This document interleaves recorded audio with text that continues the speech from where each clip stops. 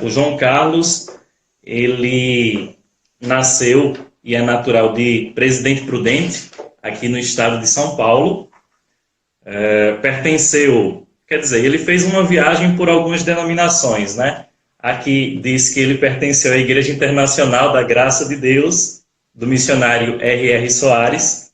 Ele pertenceu à Igreja Batista da Convenção, à Igreja Bola de Neve. Teve também uma fase agnóstica, melhor dizendo, e também uma fase espírita, né? Casado, pai de 2 filhos, 3, né, João? 2. 2. Ainda 2. Ainda 2. Bacharel em ciência da computação, atua como engenheiro de software e também possui formação em teologia. Enfim, seja bem-vindo. Não sei se eu me esqueci de acrescentar algum detalhe. Não, acho que é isso mesmo, Jefferson. Obrigado pelo convite. Então, acho que a ideia nossa aqui hoje é contar um pouquinho, né, da minha trajetória. Como o Jefferson falou aí, eu rodei bastante, né, passei por várias crenças e religiões e até chegar à fé católica. Então, eu vou tentar, assim, não ser muito extenso, né, nos detalhes. Eu tenho um relato aí de 30, acho que mais ou menos 30 páginas, né, do meu relato de conversão, que depois nós vamos deixar o link aí. Então, eu vou procurar, assim, dar uma visão geral do que eu passei. E gosto muito do termo católico de IBGE. Né? O que seria um católico de IBGE? Aquele católico que é católico, assim como aquele corintiano, né, que diz que é corintiano, mas não assiste jogo, né? Então, se você perguntar para alguém que não tem time nenhum torce, normalmente ele vai dizer que é corintiano, principalmente aqui no estado de São Paulo. Porém, a mesma coisa acontece com o catolicismo, né? Muita gente que não tem religião, que não vive religião, se você perguntar para ele qual a religião dele, ele vai dizer que é católico. Né? E assim era a minha família.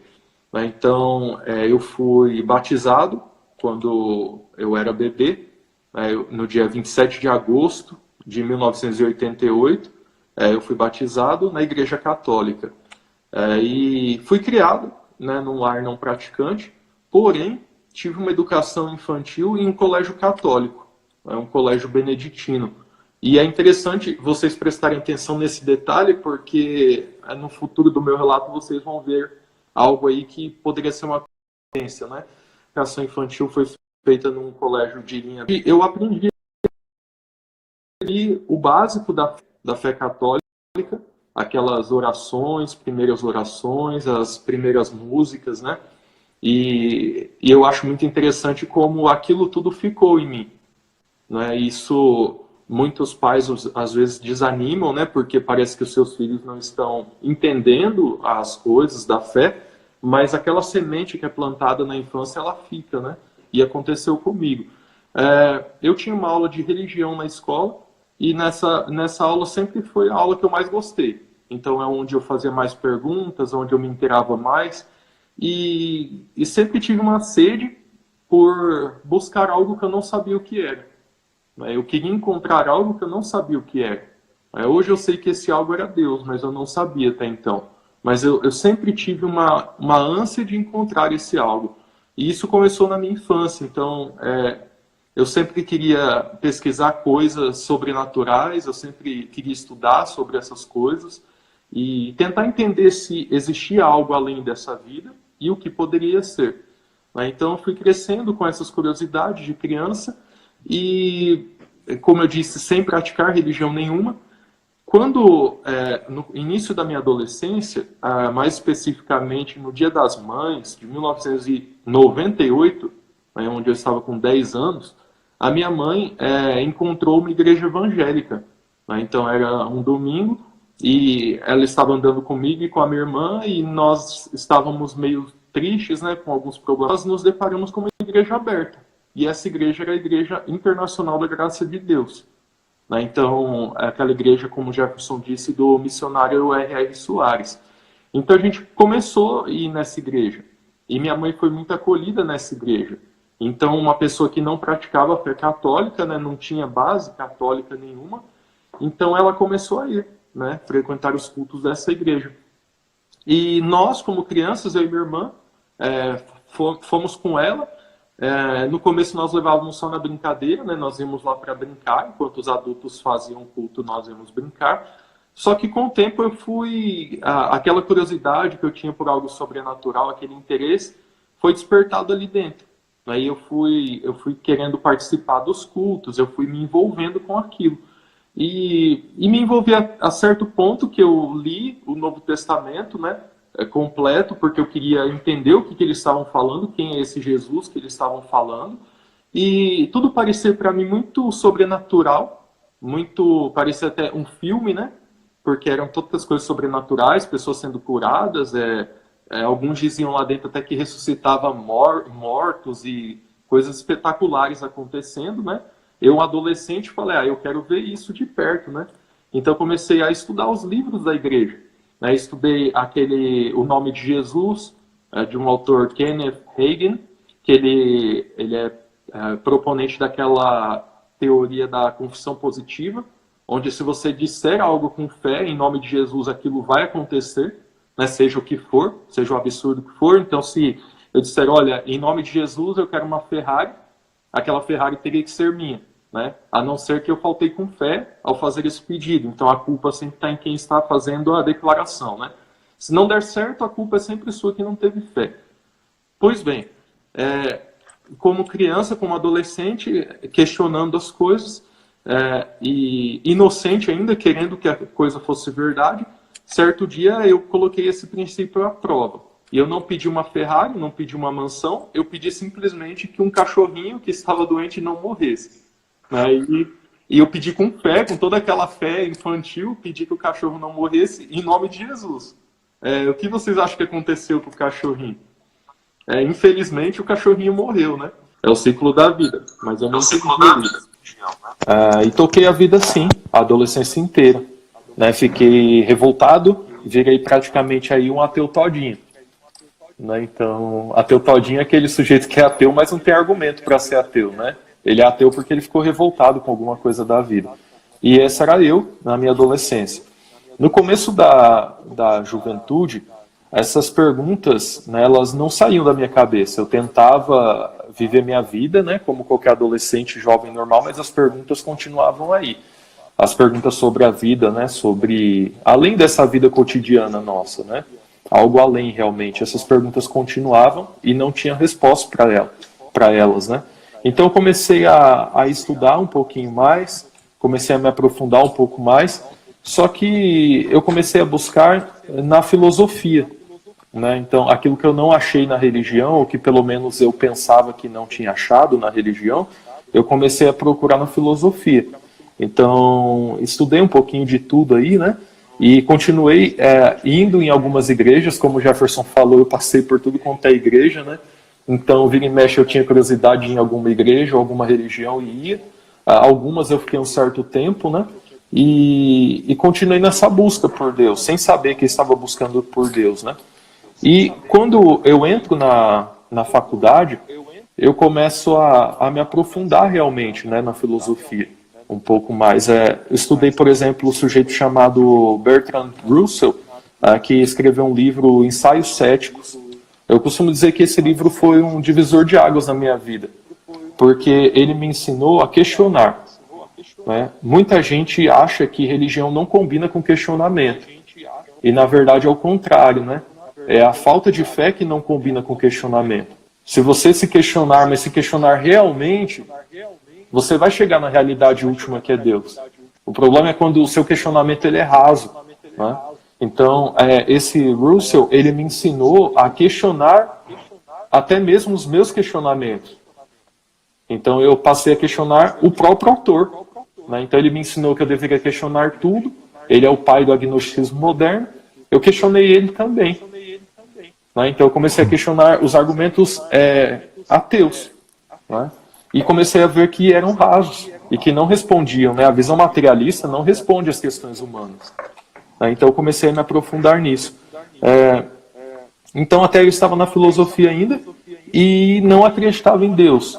Porém comecei a ver que podia existir um Deus. Era coerente até a crença em Deus. como um criador de todas as coisas. Porém, eu não sabia ainda que Deus era esse.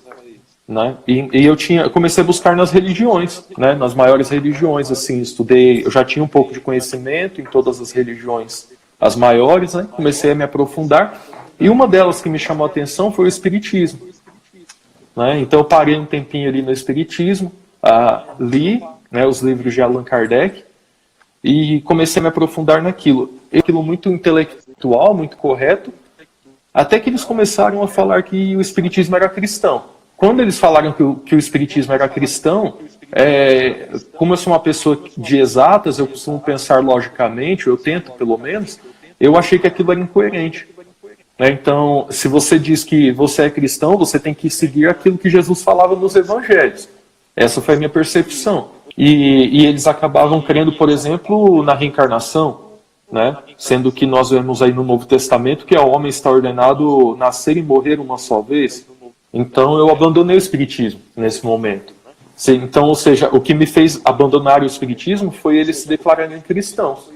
Né? Eu tinha um preconceito contra o cristianismo. Se eles simplesmente não tivessem mencionado o nome de Jesus, eu teria provavelmente ficado como espírita, porque eu achei sentido no que eles falaram. Uma vez que eu percebi que o Espiritismo era incoerente, aí eu pensei, bom, por que eu não posso dar ouvido novamente para o cristianismo? Eu tinha um preconceito muito grande contra os cristãos.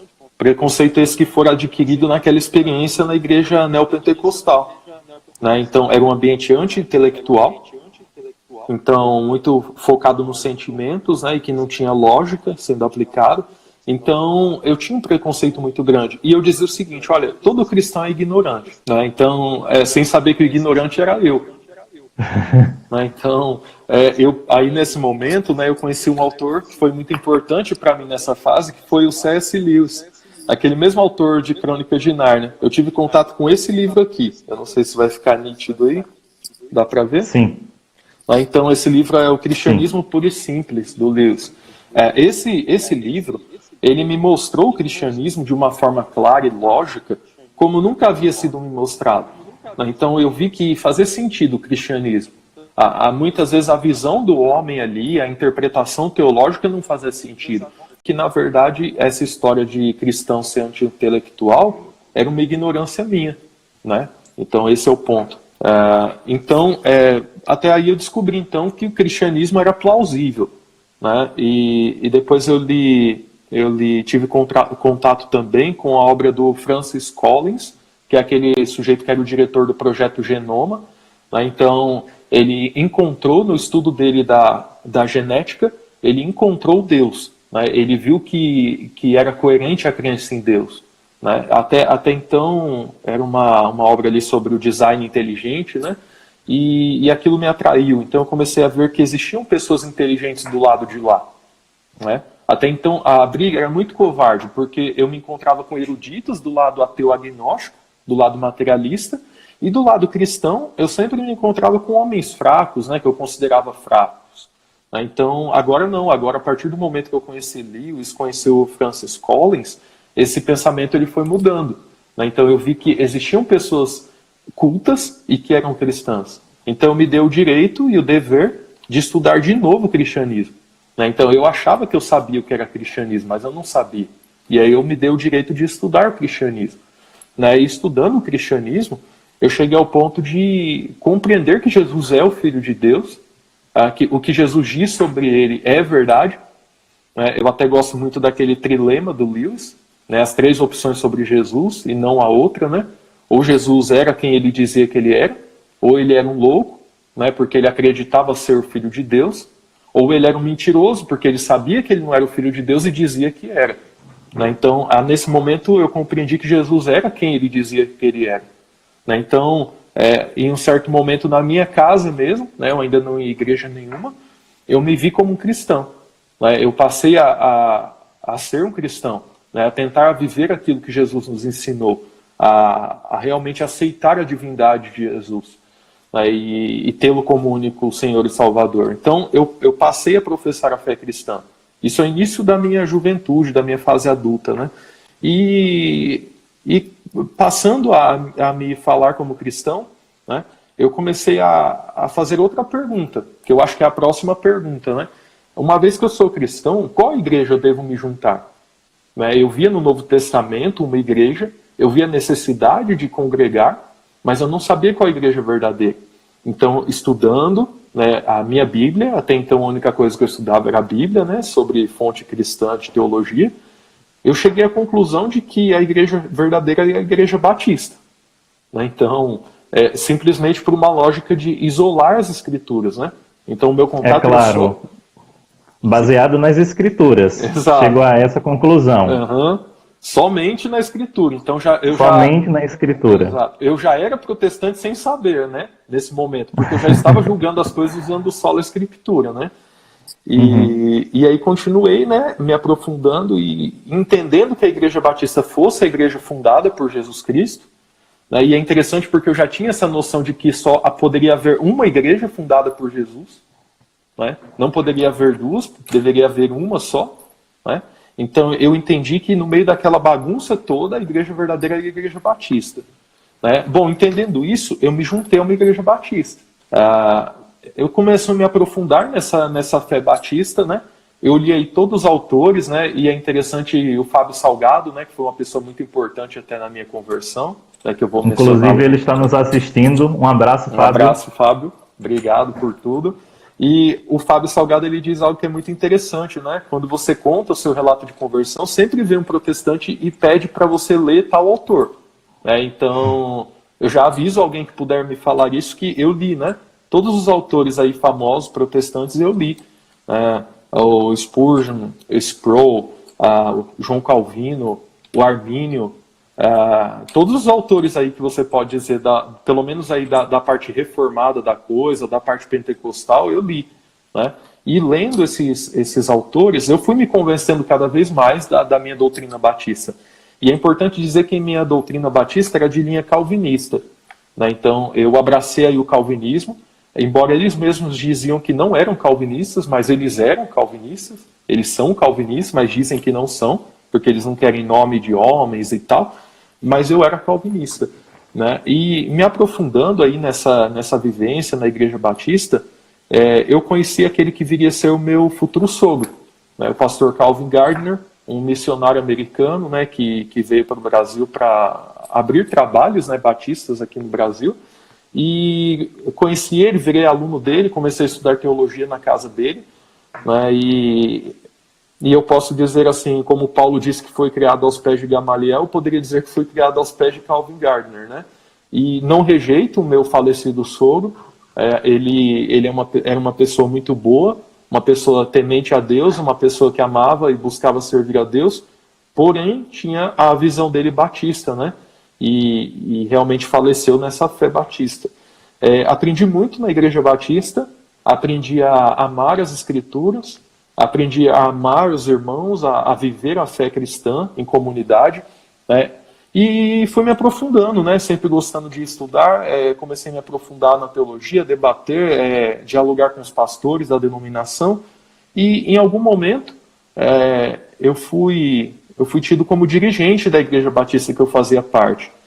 Dirigente, para quem não é do meio, é um papel assim, ordenado oficialmente, mas eu tinha toda a vivência de pastor. Né? Então, eu ministrava batismos, né? Eu ministrava casamentos, funerais, o que tivesse aí de pastoreio eu fazia, de atividade pastoral. E era unicamente eu, né, na igreja, não era um auxiliar, nada, eu que cuidava da comunidade. Né? Então, realmente era um envolvimento muito grande. E o meu sogro, ele era o maior expoente do ramo batista fundamentalista no Brasil. Né? Então, realmente havia uma expectativa muito grande, né, que eu pudesse aí dar continuidade no trabalho dele. Né? Então, não foi o que aconteceu. Né?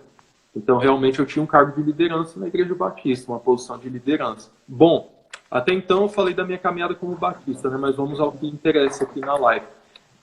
Em 2017, eu tive contato com esse livro aqui. Dá para ver? Grande Scott Hahn, Todos os Caminhos Levam a Roma. Bom, isso é começo de 2017, eu tenho contato com esse livro. Lendo o testemunho desse pastor americano que se converteu à fé católica, esse teólogo, né, protestante, começaram a surgir muitos questionamentos na minha cabeça. E alguns questionamentos, na verdade, foram só assim, levantando questionamentos anteriores que eu já tinha. Porque eu tinha uma angústia muito grande, por exemplo, quando eu ia preparar os sermões de domingo à noite. Então, chegava, eu tinha uma igreja para ministrar a palavra, e eu ia preparar um texto, eu gostava muito de pregar expositivamente, que é pegar um trecho da Escritura e explicar, comparando com outros textos e tal. E para preparar esses sermões, eu lançava mão de artifícios como teologia sistemática, eu pegava um autor com uma visão, um protestante, um erudito com uma visão, e pegava um outro tão erudito quanto ele, e via que havia uma versão que não era coerente uma com a outra. Então eu ficava assim, meu Deus, o que eu vou falar para aquele povo hoje à noite? Então era uma visão assim, fulano disse isso, e ciclano disse aquilo sobre esse texto. Eu pegava um texto, por exemplo, como João 6, onde nós temos a base da Eucaristia. Na visão protestante, você tem milhares de formas de interpretar esse texto. No fim, você não sabe nem o que é pão mais, nem o que é vida. Você não consegue definir termo nenhum ali. Então, o que eu fazia no final das contas? Eu pegava um pouquinho de cada um, colocava aquilo que eu achava mais coerente, fazia o meu melhor e ia pregar. Uma salada. Ia pregar. É o que eu podia fazer. Muitas vezes eu não passava a certeza que as pessoas queriam, porque muitas vezes eu não dizia isso. Eu dizia, olha, pode ser isso. Ou a visão mais coerente, na minha opinião, é essa, mas tem essa visão também. Isso foi me cansando.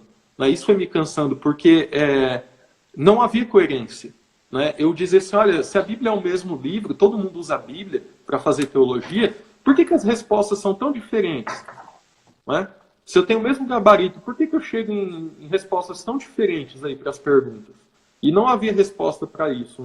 Era até um questionamento que pegava mal na denominação, porque era esperado que você falasse conforme a cartilha batista. Então, lendo o Scott Hahn, algumas perguntas foram revividas e eu me vi muito nele. Aquela problemática toda dele, eu me vi muito naquilo. Então, a angústia de realmente buscar a verdade e realmente não encontrá-la na sua plenitude. Aquele relativismo que a gente vivia, muitas vezes, como protestante. Então, eu continuei tocando a minha vida. Eu li Scott Hahn, continuei tocando na minha vida aí como dirigente ou como pastor, chamem como quiserem, mas nesse meio tempo a inquietação não passava. E eu comecei a estudar um pouquinho mais de história do cristianismo. Então, eu comecei a estudar textos, por exemplo, como Eusébio de Cesareia. Eu tenho uma cópia aqui, dá para ver também.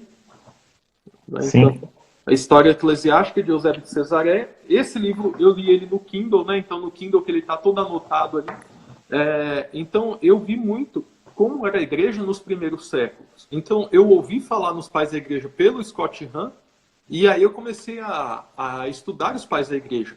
E foram fundamentais na minha conversão, porque lendo Eusébio de Cesareia e lendo ao mesmo tempo os padres apostólicos, os pais apostólicos, o que eu vi era uma igreja que não condizia com a igreja batista a qual eu frequentava. Sendo que a igreja batista que eu frequentava dizia que era uma igreja apostólica, que era uma igreja fundada por Cristo, pelos apóstolos. Mas não condizia aquilo que eu via na história. O que eu via nos pais da igreja, todas as características que eu via, me pareciam muito mais com a igreja católica. Então, isso foi me traumatizando, porque eu pensei, bom, será que esses homens eram corrompidos? Será que esses homens já se corromperam ali nos primeiros 2 séculos ali da fé, eles já estavam corrompidos? Bom, é uma hipótese. Mas eu fui estudar um pouquinho, por exemplo, como o cânon do Novo Testamento foi firmado. Se eu pegar aí o cânon do Novo Testamento, havendo controvérsia nele até o final aí do 3º século, o Jefferson me corrige se eu estiver errado, quando houve a unificação aí do cânon do Novo Testamento, se eu duvidar dos padres apostólicos, eu deveria duvidar do Novo Testamento também. Então eu deveria duvidar da base da minha fé. Então eram 2 caminhos aí. Ou eu viraria agnóstico novamente, ou ateu, ou eu viraria católico. Eu comecei a me deparar com isso, porque se eu duvidar da autoridade dos apóstolos e dos seus sucessores, eu estaria duvidando da autoridade da Bíblia também, pelo menos do Novo Testamento. Né? Então, paralelo a isso, a esse estudo dos pais da igreja, eu fui ouvindo muitas coisas do padre Paulo Ricardo, por exemplo. Né? Onde o padre Paulo Ricardo ele tem aquele vídeo sensacional, Porque Eu Não Sou Protestante. Né? Onde ele até conta um pouquinho dessa angústia, né, do pastor ou do protestante abrindo a picada no meio do mato, né, com um facão cego ali, tentando achar um caminho. E ele na estrada pavimentada, que é a fé católica, né? Então, quando eu ouvi esse tipo de coisa, eu me coloquei muito no lugar, né? Então, entendi que realmente não precisava ficar naquela confusão de ideias. Havia uma igreja deixada por Nosso Senhor Jesus Cristo. Né? Havia uma estrada pavimentada. Né? Haviam grandes homens que já tinham estudado os grandes assuntos antes de mim. Eu não precisava reinventar tudo, né? Então, investigando história, né, vendo a história do cristianismo, eu cheguei à conclusão de que a história que eu tinha ouvido na minha igreja batista não era a história verdadeira da igreja. Né? Por isso que o cardeal Newman, ele nos diz, estudar história é deixar de ser protestante. Se muitas pessoas possuem preconceitos com relação à história da igreja, é porque muitos deles foram simplesmente ouvidos e nada estudados. De nada adianta, com certeza todos nós, católicos e até mesmo protestantes, crescemos com aquela velha mentalidade histórica. A igreja perseguiu, a igreja matou, a igreja que gosta do poder, a igreja corrompida. Esta é a igreja que nos apresentam. Então, como que você vai amar ou se tornar católico com esta mentalidade? Então, estudar a verdadeira história da igreja é deixar de ser protestante. Exato. E aí entra um homem que foi muito importante também, não só na minha conversão, como na minha trajetória de vida, que é esse senhor aqui, Olavo de Carvalho. Então, ele me ensinou, por exemplo, a questões, por exemplo, como a importância de se estudar fontes primárias. Né? Então, o Jefferson falou aí de estudar a história da igreja. Muitos protestantes estudam a história da igreja, só que eles estudam pela boca de outros protestantes. Né? Então, é a mesma coisa eu perguntar para um inimigo do Jefferson quem é o Jefferson. Né? Eu tenho que perguntar para um amigo ou para uma pessoa mais neutra possível, né, quem é o Jefferson. Eu teria que ver documentos sobre a vida do Jefferson. Né? Então, o sujeito fala que o Jefferson cometeu estelionato lá em Goiás. Eu preciso ver um documento se o Jefferson cometeu estelionato, um boletim de ocorrência, alguma coisa assim. A isso a gente dá o nome de fonte primária. Né? Então, quando eu fui estudar a história da igreja, eu parti desse princípio. Eu não queria ouvir o que as pessoas diziam da igreja. Eu queria ver o que historiadores da época diziam da igreja. Né? Então, aí entra, por exemplo, Eusébio de Cesaré. Né? Ali na época, nos anos 300, né? 300 e pouco, da era cristã, dizendo o que era a história do cristianismo até aquele momento. Né? Então, isso é uma fonte primária, alguém que esteve lá, né? Alguém que se inteirou dos fatos realmente. Não é um marketing, não é uma publicidade, é a verdade dos fatos. Né? Então, isso foi muito importante para mim também.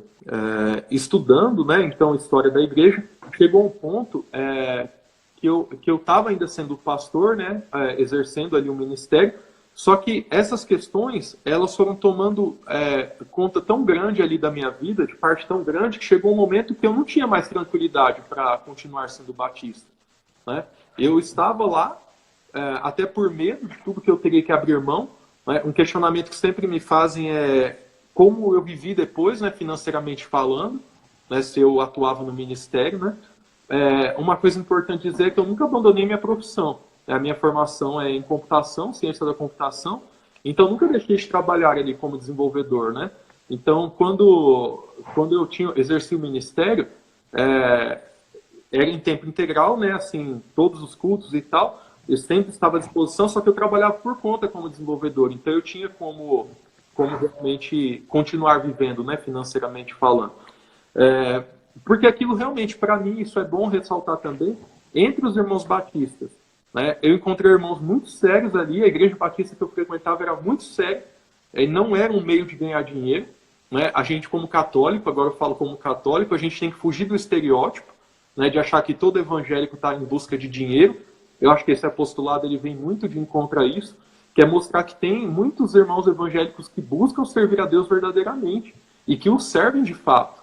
Né? Eles têm toda a dificuldade de não ter os sacramentos, mas eles servem a Deus. Muitos deles buscam servir a Deus verdadeiramente. Né? Eu temia muito pela minha relação com a minha esposa, né? E realmente a gente foi assim bem baqueado com isso, né? Bem impactado com isso. Mas o que me deu coragem, né? A coragem ela foi vindo aos poucos, né? Seria muito bonito eu dizer que certo dia eu acordei, né, forte, firme e fui para a igreja. Não, não foi assim. Eu ia à igreja católica, para vocês terem ideia, ainda como pastor, eu fazia algumas visitas à igreja católica, né, para ver em loco aquilo que eu tinha visto na teoria, só que eu ia, por exemplo, em horários assim, à tarde, durante a semana, horário que ninguém estava vendo, né? Aí eu pegava o carro e dava volta no quarteirão, né, para ninguém ver eu entrando na igreja. Então, aos poucos, eu fui me encantando com a igreja, mas chegou um momento que faltava coragem para me tornar católico, né? E um momento muito impactante, né, como eu disse, são vários momentos, assim, mas um momento muito forte para mim foi na Sexta-feira Santa de 2017 ou 2018. 2018, Sexta-feira Santa de 2018, né, onde eu estive aí no Instituto Cristandade, né, que é um instituto católico aqui de Presidente Prudente. E um abraço para o nosso amigo Pedro Ferraz, que é o presidente do Instituto, nosso amigo. É muito importante. O Pedro é meu padrinho de crisma, né? O Pedro foi muito importante na minha história e na minha conversão à fé católica. Altas discussões, né? Tomando café ali na casa do Pedro. E nesse dia, né? Como na Sexta-feira Santa de 2018, eu estive no Instituto, né? E eles estavam fazendo a adoração, né, ao Senhor crucificado. Então, no momento que eu estava ali, e que eu vi aquele manto sendo tirado de Nosso Senhor, né, e aquele crucifixo enorme que eles têm no Instituto, e é um crucifixo assim, não é que Jesus está morto ali, Jesus está destruído naquele crucifixo, né, aquela cena bem viva da paixão de Nosso Senhor. Quando eu me deparei com aquela imagem, me vinha uma coisa só na cabeça: eu estou aqui na cruz por você, e você me nega todos os dias negando a verdade. E você não tem coragem de abandonar o seu comodismo para me servir. Então, naquele momento ali, eu só chorei. Né? A verdade é essa, eu só chorei, não consegui fazer mais nada. Só que aquilo ficou muito forte em mim.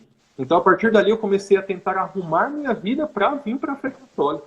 Né? Então, a planejar realmente a minha vinda. Né? Então, primeiro, pode falar, Jefferson.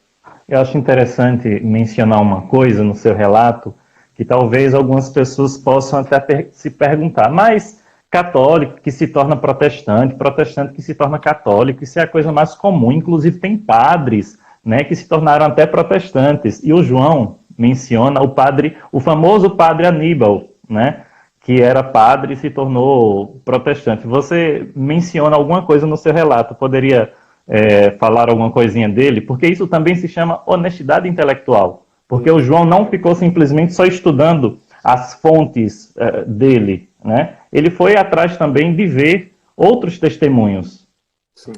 É até importante dizer que o Scott Hahn diz muito isso também, que ele foi o converso mais relutante, né? Porque ele não queria virar católico. Eu também não queria, né? Não foi bonito, assim, virar católico naquele primeiro momento. Não foi algo... Eu não ganhei nada com isso, eu só perdi, né? Falando em termos emocionais, pessoais. E o padre Aníbal, ele surge no momento que... Quando eu estava estudando a fé católica, eu comecei, como eu estava de fora, né, não havia envolvimento sentimental ainda, eu estudei o outro lado também. Então, por exemplo, o que esse padre Aníbal dizia da Igreja Católica? Né? Inclusive, é interessante que ele é um ex-padre, né, que se dizia que se tornou batista. Né? Então, ele era batista e virou pastor batista. E, a partir desse momento, o ministério dele era todo em volta de, eu vou pôr entre aspas, né, desmascarar a Igreja Católica. Só que aí você vai ler o material dele, e eu acho que é muito interessante, quem tiver dúvida, ler esse material em primeira mão. De novo, aprendi com o Olavo isso, a importância da honestidade intelectual, de ler, né, realmente o que seu adversário está dizendo. E ele dizia o seguinte: tudo que ele fala contra a Igreja Católica são aqueles lugares comuns. Né? Então, que há realmente claustros onde tem bebês enterrados porque as madres faziam aborto, escondiam aborto. Até o Jefferson ficou assustado agora.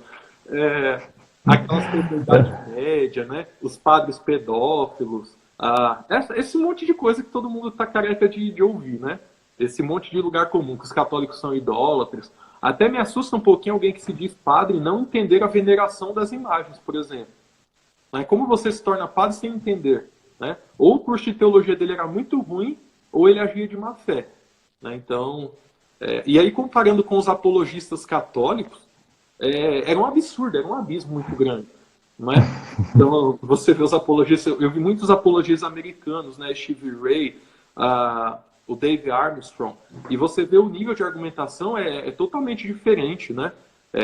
Para quem não está acostumado, o João mencionou alguns apologistas, né, católicos, mas esses que ele mencionou, o David Armstrong, o Scott Hahn e o Stevie Ray, eles eram protestantes de berço e, após longos estudos, se tornaram católicos, né? Então, após longas discussões, a análise de tantos argumentos pró e contra, e aí, João, como foi fazer a travessia?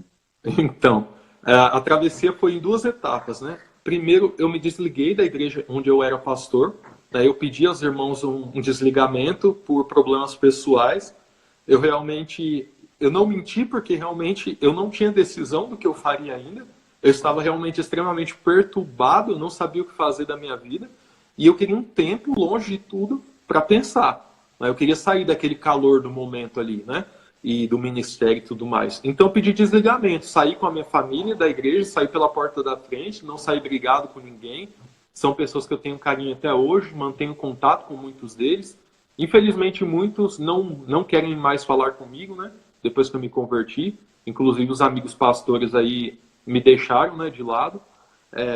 E eu saí dessa forma, saí em 2 etapas. Primeiro saí do ministério, saí da igreja, e depois de 1 mês, mais ou menos, eu comecei a ir numa igreja batista com a minha esposa, em outra igreja, onde a mãe dela é membro, e fiquei 1 mês lá, só sentando e ouvindo, né? E nesse meio tempo estudando e tal. Só que eu já defendia a igreja católica, né? Então eu ia conversar com o pastor dela, por exemplo, como se eu não fosse católico, né? Eu era tipo um católico secreto ali. Mas quando ele começava a falar mal da igreja católica, eu já tomava as dores da igreja, né? E eu já defendia as posições da igreja. Então eu já era católico, né? E ainda sabendo que o batismo é indelével, eu sempre fui católico, né? Aquela semente que correu ali. Lembrando que o João, ele foi rebatizado. Eu fui batizado umas 3 vezes, Jefferson. 3 vezes. Apesar da Sagrada Escritura nos dizer que há um só batismo. Sim. Então eu brinco que foi um só, o resto foi banho, né? Então você participou 1 mês ali, talvez tentando dar uma segunda chance, vendo se talvez tinha algum ponto no catolicismo errado. Exato. Ali foi a última chance, né? Mas não adianta mais, né? A Igreja Católica, assim, por mais difícil que foi a transição, realmente eu me apaixonei pela fé católica. Né? E não tem como. Uma vez que você se apaixona por Cristo, né? Realmente na pessoa eucarística dele, e você entende o que é, por exemplo, a Sagrada Comunhão, o momento que você entende o que é Maria, né? Nossa mãe, não tem como deixar aquilo de lado para voltar a ficar tentando achar sentido num livro, né? Não desprezando as escrituras, mas você tendo que achar as respostas por você mesmo, não é? Você solto por sua conta. Então, e na Igreja Católica, realmente, espiritualmente falando, eu me senti acolhido, né? Eu me senti em casa. A sensação de voltar para a igreja foi a sensação de voltar para casa. Até o cheiro da igreja, o cheiro do incenso, por exemplo, foi o cheiro de voltar para casa. A minha confissão foi no dia 23 de julho de 2018. Né? Então foi ali que eu considero que ali foi minha volta oficial para a igreja. Né? Porque ali eu me reconciliei mesmo. Né? Ali eu recebi o sacramento da reconciliação. E foi com um padre alemão, né, bem velhinho aqui de Prudente, o padre Joseph, né? Ele é alemão mesmo, veio para cá há 50 anos já, e ele ouviu minha confissão deve ter durado aí, sei lá, meia hora, né? Então só eu falando dos meus pecados aí, porque como o Jefferson falou, foi uma confissão geral, eu nunca tinha me confessado, né? Porque como católico de IBGE, eu não tinha recebido primeira comunhão, eu não tinha sido crismado, nada disso. Então me confessei, né? E essa confissão, onde eu listei todos os pecados que eu me lembrei da minha vida inteira, né? E me confessei, a sensação foi tirar um fardo das costas. Eu acho incrível, né? Quando você fala da teoria, da teologia, é algo que te convence. Mas quando você vive a fé, aquilo é uma convicção muito maior, né? Então você vê que o sacramento não são só palavras. Realmente há um efeito, é tangível o efeito, né? A paz que eu tive com Deus depois da confissão foi muito grande. Eu tinha medo da Igreja Católica porque eu achava que era era um culto ao demônio. Eu achava que, por exemplo, uma missa era um culto ao demônio. Como muitos Católicos que adoram imagem, que adoram Maria, Exato. esse negócio de ficar pedindo a intercessão dos santos que não está na Bíblia. Exato. Então eu achava que era um culto a Baal. Né? Eu achava, por exemplo, que católico não lia a Bíblia. Aí quando eu entro na igreja eu vejo a liturgia, né, da palavra e as leituras, primeira, segunda, evangelho e os salmos, eu fiquei bobo quando eu vi isso. Então, primeiro eu acho que é falta de conhecimento, falta de buscar esse conhecimento por medo. Né? E o outro, eu acho que realmente é um pouco de anti-intelectualismo.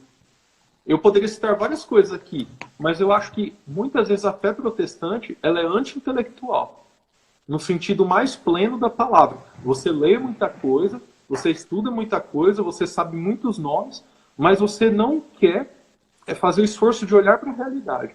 Você não quer estudar e conhecer a realidade. É muito confortável ficar no mundo das ilusões. Então eu diria que é isso. Eu posso estar julgando mal até, mas isso é a minha visão. Qual seria a dica, então? Tem uma pessoa que nos assiste e está estudando a fé católica, mas qual seria a sua dica, então, para aqueles que estão com medo de fazer a transição, ou então cresceram ouvindo aqueles preconceitos com relação à igreja? Eu digo o seguinte, procure estudar a vida dos santos. Tá? Eu digo hoje que se eu tivesse começado a estudar a vida dos santos antes de estudar tudo que eu estudei, de filosofia, de teologia e tudo mais, de história, se eu tivesse começado pela vida dos santos, talvez eu teria sido católico em menos tempo. Né? Então, se você... Por que eu digo isso? Porque eu acho que é muito honesto também intelectualmente você julgar uma fé pelos seus melhores membros e não pelos seus piores. Então, se você julga a fé protestante, pega os melhores protestantes. Não pega o tiozinho da esquina e julga a igreja por ele. Pega o melhor protestante que você puder encontrar e pega o melhor católico que você puder encontrar, que normalmente vão ser os santos da igreja. E compara a vida dessas pessoas. No seu testemunho você também fala o seguinte: se querem criticar com seriedade a Igreja Católica, leiam pelo menos o Catecismo. Veja se é tão antibíblica a fé católica. Isso deverá saltar aos olhos no estudo, não há o que temer. Aqui, olha. O catecismo aí. E você continua. Deixo esse alerta, pois alguém nessa condição que se recusa a estudar, tendo os meios para isso, não poderá jamais alegar ignorância quando estiverem diante do justo juiz. Isso era algo que eu tinha muito medo, sabe, Jefferson? Porque como uma pessoa que estudava o que eu estudava, eu tinha muito medo de morrer naquele estado de transição, onde eu não ia para a igreja, mas eu sabia que a igreja era verdadeira, porque eu me via como responsável por aquilo. Então, entendendo que Deus nos julga por aquilo que nos foi dado. Então, a quem muito foi dado, muito lhe será pedido. Então, você vê um irmãozinho protestante que tem pouca instrução, talvez se ele morrer naquela fé protestante, aquela ignorância dele, né, pode ser um meio de salvação para ele. Agora, uma pessoa que tem o conhecimento e se nega, aí fica complicado para ele. Qual é o seu recado para os católicos de IBGE que você fala, que não estudam, simplesmente vão à missa uma vez ao ano, ou sequer nunca leram o catecismo, que é o mais absurdo? Então, nós já estamos chegando aos minutos finais da nossa live aqui, mas enfim. Eu acho que o melhor ponto realmente partido é o catecismo. Muito católico me procura e fala assim: João, como que eu faço para estudar a Bíblia? Eu falo, não, estuda o catecismo. Não que a Bíblia não seja importante, mas você tem que saber ler a Bíblia. E para você saber ler a Bíblia, você tem que aprender com a igreja, que foi quem escreveu a Bíblia. Não se engane, quem escreveu a Bíblia foi a igreja. Se você gosta disso ou não, essa é a história comprovada. Então estude o catecismo. Busque saber pelo menos o básico da sua fé. E é muito difícil convencer alguém assim a estudar, porque ele não vê valor nisso. Mas eu digo assim, novamente, veja a vida dos santos. Talvez as palavras vão dizer pouco, mas se você ver a vida dos santos, você vai se sentir atraído por aquilo. Comece vendo um filme, por exemplo, Carol, o homem que se tornou Papa, a vida do nosso santo Papa João Paulo II, e veja se aquilo não te atrai de alguma forma. Então, a vida de um Padre Pio de Petretina. Exato. Então veja a de uma vida Santa desses Teresinha. homens, né? Então Uhum. eu iria por esse caminho, eu indicaria esse caminho hoje.